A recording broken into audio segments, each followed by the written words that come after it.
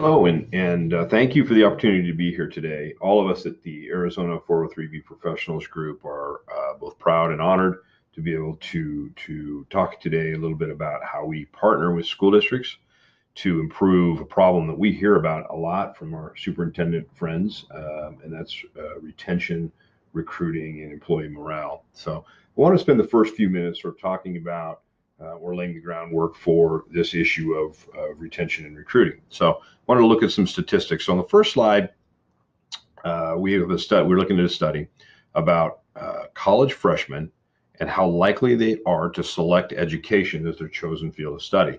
So looking at this slide from right to left, you can see that in 2015, 4.2% of those freshmen are looking at education as their primary focus.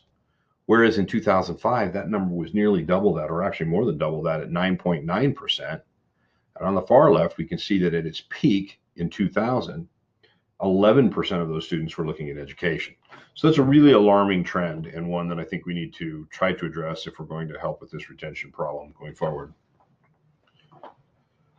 The next is retention, and what happens when we get we get somebody into the school system. How do we keep them, and what are the odds of them leaving? So this statistic is really sobering. 15% of new teachers leave the career within the first year, 30% within 3 years, and 50% within 5 years. So half of those people you spent all that money to time to recruit and train are gone within 5 years. So both of those two statistics are pretty crazy. So what's the challenge, and how do we stem this tide? Well, as we all know, teachers aren't paid nearly what they deserve in this day and age. So we have to help them to manage their financial lives in a way that's meaningful on the salaries that they receive. And there's some challenges in that, right? That I think we can all help with. Budgeting is one of those. Most of these 24-year-old millennials that are coming into the education field have no idea how to budget, and really need some help in doing that. Debt management's another big deal. A lot of these youngsters have either revolving debt or student loan debt, and helping them to understand how to manage that, get it paid down, and handle it is again, I think, is very meaningful. Then there's the issue of employee benefits. In teaching and in education, there is a number of benefits that are really stellar, frankly. The state retirement system, long-term disability, supplemental retirement accounts, health savings accounts, list just goes on and on. And these benefits, frankly, are second to none in the workforce today. So I think we need to do a much better job of making sure these folks, in terms that are thinking about leaving the profession, really understand what they're giving up, because I would submit they probably don't. And then there's the issue of savings. You need to help people figure out how to save for their future. So we know when folks have financial stress, and we know financial stress is one of the leading causes of stress. Financial matters are one of the leading causes. It leads to absenteeism, to lack of productivity, and makes our employees feel more likely to be dissatisfied with their salary and benefits. So we think we can help with that quite a lot. But I got a few other statistics I wanted to share with you. Some of these I'm going to just put up on the screen, but this one here is really alarming. Only 44% of folks in this survey, so these were both teachers and non-teachers, but I think it probably is pretty close in your district as well, can't cobble together $2,000 in the case of an emergency. Let that sink in. That's a pretty heavy number, only 44%. So it's no wonder they have some stresses in their lives about financial matters. So how do we solve some of this problem, right? We can learn from the private sector. So the private sector does an outstanding job of marketing their benefits and their wellness packages, and they spend an awful lot of time on personal development. We also know that Arizona school districts spend an awful lot of time on professional development. Maybe they ought to spend just a little more time on personal development. And then, as we sort of hit on a little bit, we need to get better as a group at promoting and marketing that total benefits package to these folks. So at Arizona 403B Professionals Group, we've done a lot of collaborative work with school districts. We have a pretty good handle on what does and does not work. So these things, benefits fairs, handbooks, voluntary meetings, we know they don't work. People who are given a handbook, they're not going to read in-depth information on how to what their pension will provide. Voluntary meetings, we know if we're not giving away a Ferrari on the gym floor, there's nobody going to these voluntary meetings. So we do have, though, a system that's pretty well established and does a pretty good job of helping to educate folks. We've proven it in a number of districts. It's worked really well. Morale is higher. Folks feel more appreciated. They're saving a little more towards retirement. They feel empowered with their finances. So we do have a system that works really well. So I'm going to stop there and turn this over to my friend Robert Young, and he'll talk a little more about how our process works.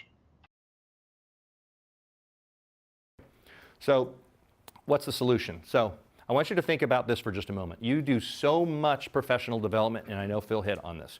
That's a necessity. I get it. You have to do that, right? Okay, when's the last time you just did personal development? And I don't mean when somebody came to you and they said, oh my gosh, I've got to have a pay increase or I got to have a day off. I'm talking about true personal development where we're really holistically looking at helping the human beings that work for you, right? Okay.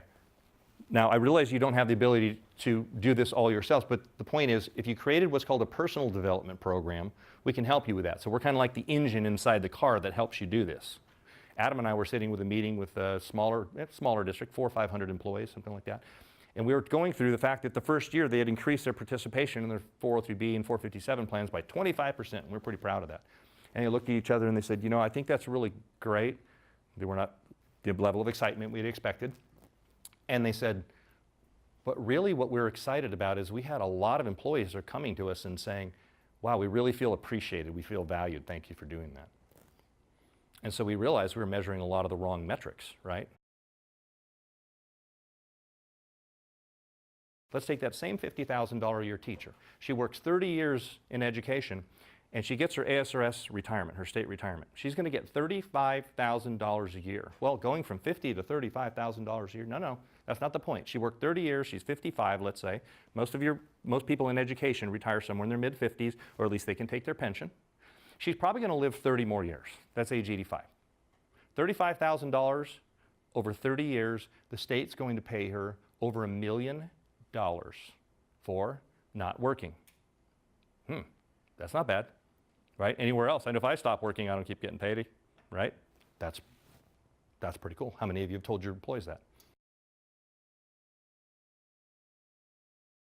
So in other words, we're not going to come in and do staff meetings every other month. That's not what we're looking at. What we are looking at is that if Tony's the principal, and I know at one time I think you were a principal in a school, am I correct? Yeah, right?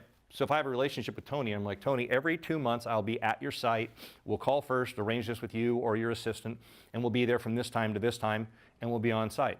You broadcast it to the staff. They don't want to come, don't come, but we'll be there. We'll probably have other appointments. We'll do that. So now what starts happening is they start to realize, okay, Robert's my guy. Katie's my gal. She's the one that handles finance. Jim's the financial guy. That's the one I'm going to go to, right, that I need help. So it's an interesting dynamic, but the more that we're there, the more they kind of get it. And then after a while, it becomes commonplace, right?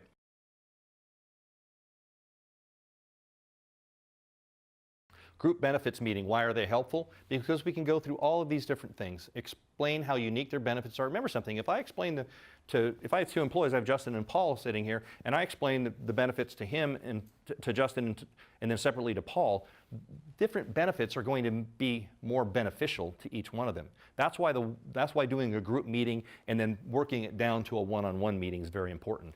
It satisfies the IRS meaningful notice and universal availability rules. Most of you are going, huh? We have to do that? Yes, you do. Okay, there's been a lot of districts that have been audited because of this. You don't need that. So now you can say, by the way, we checked that box too. It's not the intent of the program, but it does check that box.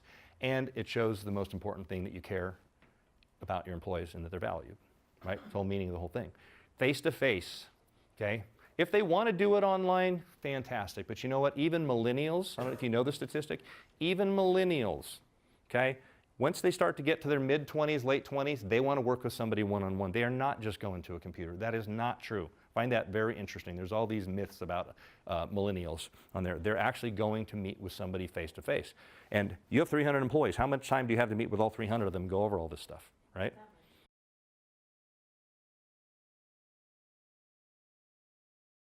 Justin, how many total benefits people do you have? 3,200 employees, roughly, right? 1,100 to 1 ratio? Yeah, they got tons of time. Yeah, okay. So I don't know what that is, but I'm sure if you broke down the hours in a year, it's physically impossible to meet with all those people, right? But we can help you with that. Personalized one-on meetings, here's what happens. You ever gone to a meeting and you're like, wow, that's a lot of stuff. And then you meet with somebody and they're like, hey, you know all this part? This doesn't matter to you. This is what matters to you. Let's talk about this. That's what the one-on-one meetings do.